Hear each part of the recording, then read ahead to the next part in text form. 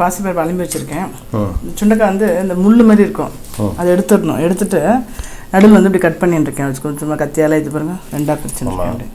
அப்படி இல்லைன்னா ரொம்ப கஷ்டமாக இருந்தது அப்படின்னா ஒரு துணியில் போட்டுட்டு லேசாக அப்படி கல்லால் தட்டி கூட பண்ணிக்கலாம். இது ரெண்டுத்தையும் ஒன்றா போட்டு இதில் வேக வச்சிடுறேன். எண்ணெய் விட்டுருக்கேன். கடுகு தெரியும், எல்லாருக்கும் தெரிஞ்ச சமையல் தான், பண்ணி பண்ணுறதா என்ன காமிக்கலாம்னு நினச்சேன். கடுகு உளுத்தம் பருப்பு 2 மிளகா, கொஞ்சம் கசப்பு இருக்க மாதிரி இருக்கணும்னால தான் பாசிப்பருப்பு இருக்கு இல்லையா ஊற வச்சுருக்கேன். அது போடும்போது அதையும் சேர்த்து போட்டுருவேன். அப்புறம் கொஞ்சம் தேங்காய் வச்சுருப்பேன்.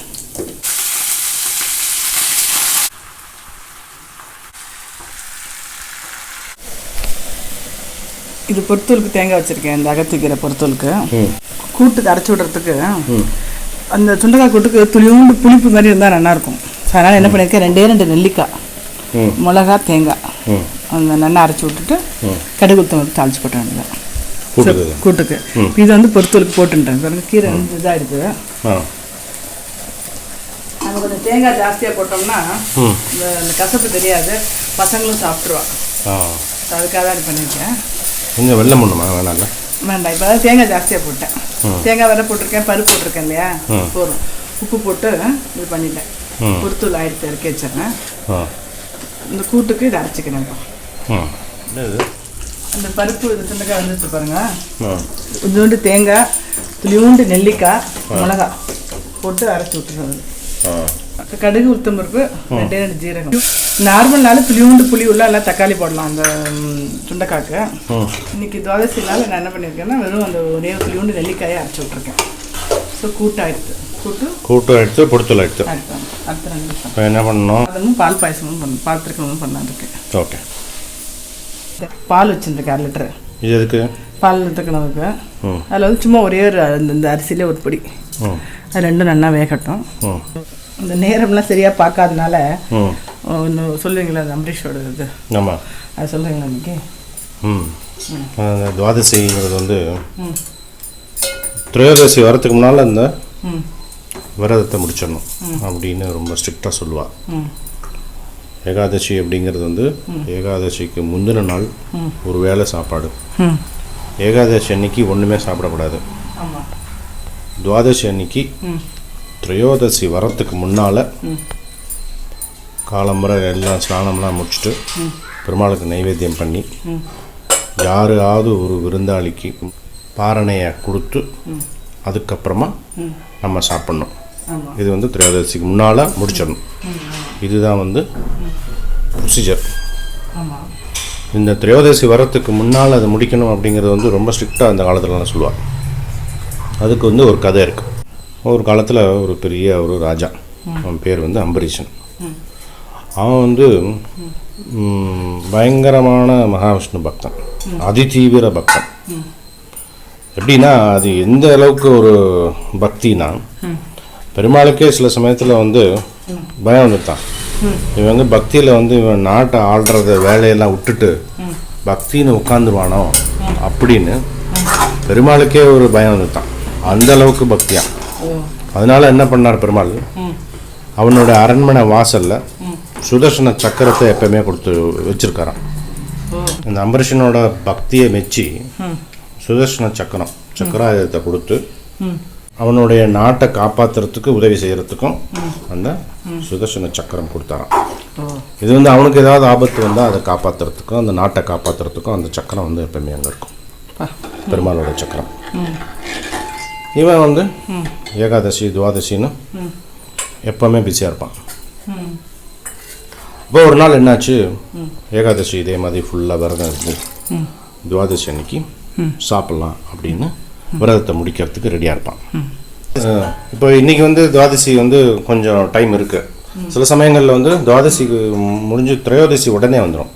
அப்போ வந்து நமக்கு சமயமே இருக்காது. அப்போது வந்து என்ன பண்ணணும்னா நம்ம துளசி தீர்த்தம் எடுத்துட்டு விரதத்தை முடிச்சுப்பான். அந்த மாதிரி சில சமயங்களில் வந்துடும். அன்றைக்கி வந்து இந்த மாதிரி துவாதசி முடிஞ்சதுக்கப்புறம் திரையோதசி வரத்துக்கு முன்னால் இவன் பாரணையை முடிச்சிடலாம் அப்படின்னு நினச்சிட்டு இருக்கும்போது துர்வாசர் வர்றார். துர்வாசர் வந்து அதிதியாக வந்தோடனே இவனுக்கு சந்தோஷம், ஒரு முனிவர் வந்துட்டாரே அப்படின்னு. அப்போ நான் போய் ஸ்நானம் பண்ணின்னு வரேன், பாரணை 2 பேரும் சேர்ந்து உட்காந்து சாப்பிட்லாம் அப்படிங்கிறார். சரின்னு சொல்லி வெயிட் பண்ணுறான். திரையோதசி வர்ற சமயம் ஆயிடுத்து.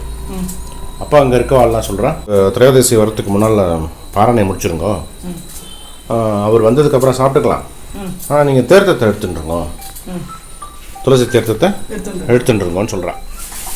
சரின்னு திரையோதசி வர்றதுக்கு முன்னால் தீர்த்தத்தை எடுத்துட்டுருவார். பார்த்தா கொஞ்ச நேரத்தில் துர்வாசர் குளிச்சுட்டு வருவார். அவருக்கு கோவமாயிடும். நான் வர்றதுக்கு முன்னால் நீ பாரணையை முடிச்சிட்டியே, நான் உன்கிட்ட சொல்லியிருந்தேன் 2 பேரும் சேர்ந்து சாப்பிட்லாம் அப்படின்னு கோவம் அவருடைய தலை முடியிலேருந்து ஒரு பிசாசை ஏவி விட்டுருவார் அம்பரீஷன் மேலே. அவனை அழிச்சிட்டு வா அப்படின்னு ஆணையிட்டுருவார்.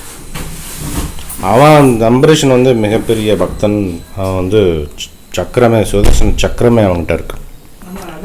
அவன் பெருமாள் நினச்சின்னு உட்காந்துருப்பான். அப்போ அந்த சுதர்சன சக்கரம் அரண்மனையிலேருந்து துர்வாசரை பயமுறுத்தி துர்வாசரை ஓட்டம். துர்வாசர் பயந்து ஓடுவார். எங்கெங்கேயும் ஓடுவார். 7 உலகத்துக்கு ஓடுவார். அவன் சுதர்சன சக்கரம் விடாதவர். சமுத்திரத்துக்கு கீழே போயிடுவார். சுதர்சன சக்கரம் வெளியே நின்று சமுத்திரத்தில் இருக்கிற ஜலத்தெல்லாம் உறிஞ்சி திருப்பி துர்வாசர் அங்கேருந்து ஓடுவார். மேருமலைக்கு ஓடுவார். மேருமலையை தவிடுபடி ஆக்கும் சுதர்சன சக்கரம். இது என்னடா பண்ணுறதுன்னு சொல்லிட்டு நேராக பிரம்மன்கிட்ட போவார். பிரம்மன் இது சுதர்சன சக்கரம், இது நீ இங்கே வந்துட்டேன்னு தெரிஞ்சால் இந்த இடத்தையே துவம்சம் பண்ணிடும், என்னால் காப்பாற்ற முடியாது, மன்னிச்சுங்கோ அப்படின்றார் பிரம்மன். நேராக சிவபெருமான்கிட்ட போகிறார். சிவபெருமான் நீ பெருமாளை நீ அவமதிச்சிருந்தா கூட பெருமாள் உன்னை மன்னிச்சிருவார். பெருமாள் பக்தனுக்கு இது நடந்தனால இது பொங்குது வர சக்கரம் விடாது. இதுக்கு ஒரே தீர்வு நாராயணன் தான். அவர் பேச்சை தான் கேட்கும் இந்த சக்கரம் அப்படின்றார் சிவபெருமான். சரின்னு மகாவிஷ்ணுன்ற போனால் மகாவிஷ்ணு சொல்வார், அம்பரீஷன் எனக்கு தாசன் இல்லை, அம்பரீஷனுக்கு நான் தாசன். ஏன்னா என்னோட சக்கரம் அவர்கிட்ட இருக்கு. இப்போ நான் அவருடைய பக்தியை மெச்சி நான் கொடுத்தது. அவனை காப்பாற்ற வேண்டியது என்னுடைய கடமை, அந்த சக்கரத்தோட கடமை. அந்த கடமையை தான் அது செஞ்சுட்டுருக்கு. நான் அதை செய்யாதேன்னு சொல்ல முடியாது. அதனால இதுக்கு ஒரே வழி, அம்பரீஷன்கிட்ட போய் மன்னிப்பு கேட்டுருவோம் அப்படின்றார் பெருமாள். நேராக அம்பரீஷன்கிட்ட வருவான். உன்னோட மகிமை புரிஞ்சுதுப்பா, எனக்கு என்னை மன்னிச்சுடு அப்படின்பார். அப்புறம் சுதர்சன சக்கர அமைதிப்படுத்தி அம்பரீஷன் அவருக்கு பாரணையை சாப்பிட கொடுத்து வழி அனுப்பி வைப்பான். இந்த கதை மூலமாக நமக்கு தெரிஞ்சுக்க வேண்டியது என்னென்னா, இந்த திரையோதசி வரத்துக்கு முன்னால் அந்த பாரணையை முடிச்சிடணும். அந்த துவாதசியில் தான் அந்த பாரணை எடுத்துக்கணும். அந்த நாழிகை இருக்கும்போது தான் இந்த பாரணை எடுத்துக்கணும். ஏகாதசிங்கிறது மற்ற எந்த நாளில் நீ விரதம் இருந்தாலும் விரதம் இருக்கிற பசி தெரியும். ஏகாதசியில் அந்த பசி தெரியாது. அதனால இருக்கிறதுலே அந்த 11ஆவது நாள் அந்த ஏகாதசின்னு வச்சு அன்னைக்கு விரதம் இருந்தால் உடம்புக்கும் அவ்வளோ ஒன்றும் பாதிப்பு இருக்காதுன்னு வச்சுருக்கா. அதே மாதிரி தான் துவாதசியில் பாரணை எடுத்துக்கணும். இதுக்கெல்லாம் வழிமுறை இருக்குது, என்ன பண்ணணும் அப்படின்னு. அதை கரெக்டாக நம்ம ஸ்ட்ரிக்டாக பண்ணணும் அப்படிங்கிறதுக்காக இந்த மாதிரி கதைகள்லாம். கொஞ்சம் அரிசி போட்டு இது பண்ணியிருக்கேன். இது அப்படியே நல்லா குறைஞ்சிடணும், பால் தக்கணும். ஆமாம், அதுக்கப்புறம் ஒரு கட்டி வெல்லம் போட்டுட்டு ஆச்சு. தேங்காயும் நெல்லிக்காயும் அரைச்சிட்டு கடுகு மிளகா தாளிச்சு கொட்டிடுவேன் பச்சடிக்கு. நெல்லிக்காய் பச்சடி. நெல்லிக்காய், அகத்தி கீரை, சுண்டக்காய் 3மே துவாதசிக்கு மஸ்ட். ஆமாம், தேங்காய் நெல்லிக்காய் அரைச்சிட்ருக்கேன். அப்புறமா தேங்காய் நெல்லிக்காய் தயிர் பச்சடிக்கு. நெல்லிக்காய் தயிர் பச்சடி, அகத்தி கீரை பொரியல், சுண்டக்காய் கூட்டு, பால் திருக்கணம்.